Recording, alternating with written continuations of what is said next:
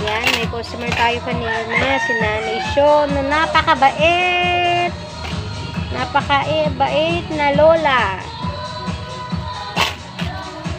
Magkano pretty na ipon mo? 532. Yan, bumili si Nanay Sean na napakabait na lola. Pretty, magkano na ipon mo, Pretty? 532. Ganda ni Pretty, oh. Atabin, makamukha ita. Ha? Magkamukha pa tayo. Smile ka nga.